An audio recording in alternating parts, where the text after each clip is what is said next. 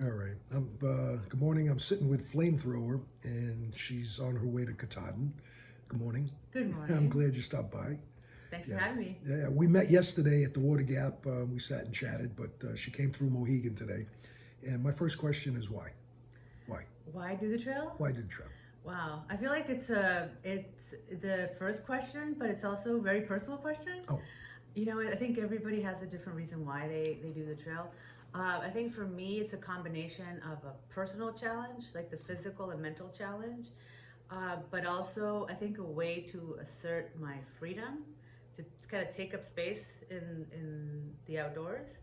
Um, I'm often asked, why are you hiking solo? Why are you? And I feel like do we ask this question of everybody or just of women? And so I think just my presence is a way to assert, I'm here. I have a right to be here. Being in nature is my birthright, and I'm going to explore as much as I can in the time that I have. I feel like life is very fleeting.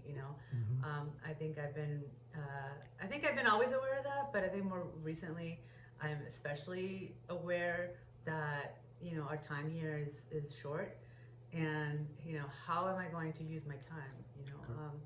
And so I feel like for me the best use of my time is to spend time on trail as much as possible. that's great. That's cool. Yeah. And you told me that you started this last year.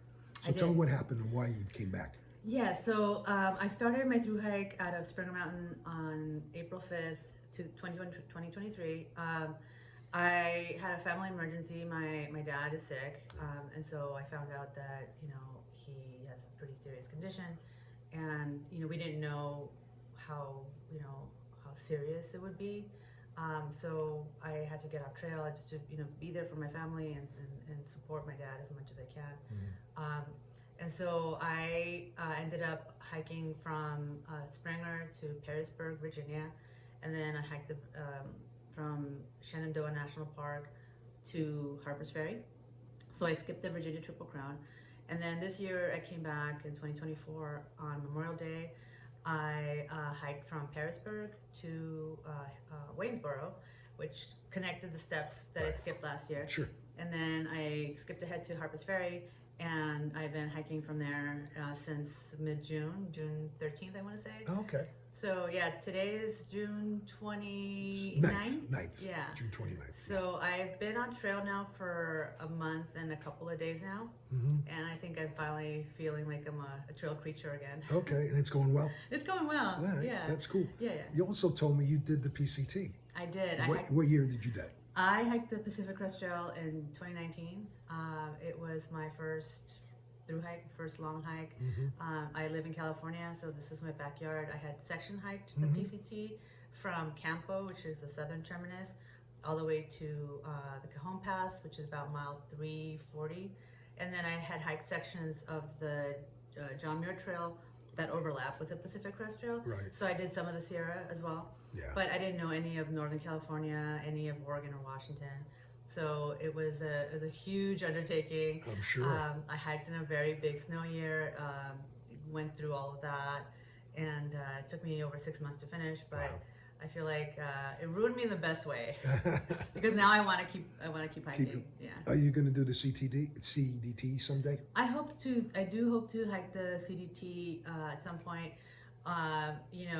I'm not as young as I was when I hiked the PCT, and the CDT is really I would see it as the most challenging trail. Right. Not only because of the terrain changes. You go from New Mexico, the desert, to the Rockies, and then you go into Glacier National Park, and so there's a lot of the variables are very different.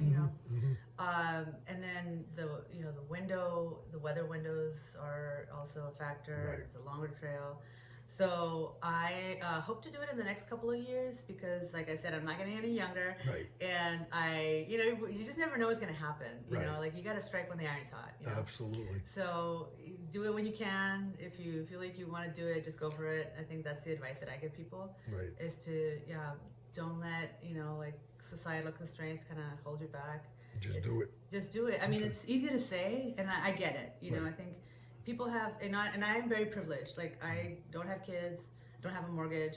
You know, I have my life set up in a way to make this easier to do, and I realize a lot of people don't have those Sure. that situation, right? Right. So I'm not gonna sit here and just do it. You know, Right. like it's hard. You don't take it for granted. I don't, and you need a lot of support. Right. You know, so my family's supporting me. They're helping me with my resupply boxes and just moral support. That's great. Yeah. That's great.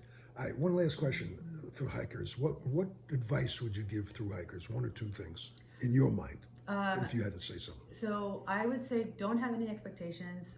Be open to every day. Try, a lot of us do research online, use social media to look at the pretty pictures, look at the videos, but the trail is sometimes hard. It's not always fun.